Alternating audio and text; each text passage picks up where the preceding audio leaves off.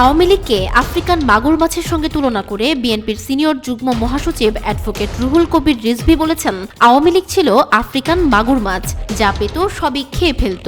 বিদেশ থেকে দেশে নিয়ে আসা 18,60,000 কোটি টাকার 17 লাখ কোটি পাচার করেছে আওয়ামী লীগ।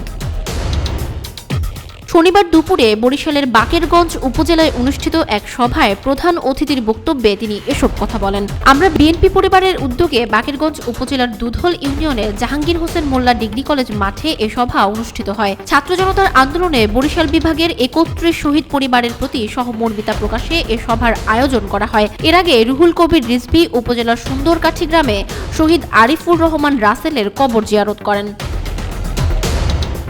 এ সময় রুহুল কবির রিজভী বলেন, শেখ হাসিনা রক্তপিপাসু, ক্ষমতায় টিকে থাকতে হাজার হাজার মানুষ খুন করেছেন। শেখ হাসিনা দেশকে নিজের বাবার জমিদারি মনে করতেন, তাই তিনি বিরোধী মতের ওপর খুন, গুম, নির্যাতন চালিয়েছেন। এখন ভারতে পলাতক অবস্থায় থেকেও আওয়ামী লীগের নেতাকর্মীদের নির্দেশ দিয়ে বিএনপির 2 নেতাকে হত্যা করিয়েছেন। ফ্যাসিবাদ পুনরায় যেন ক্ষমতায় না আসতে পারে সে বিষয়ে আমাদের সজাগ থাকতে হবে।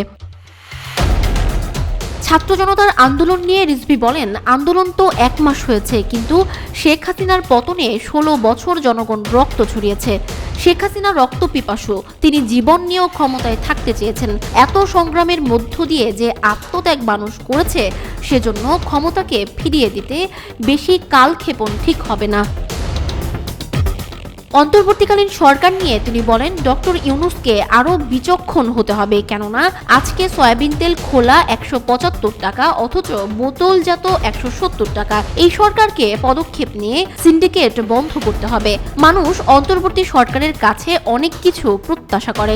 যারা সিন্ডিকেট করছে তাদের গ্রেপ্তার করুন, দেখবেন চালের দাম, ডালের দাম, চিনির দাম, আলুর দাম কমে যাবে।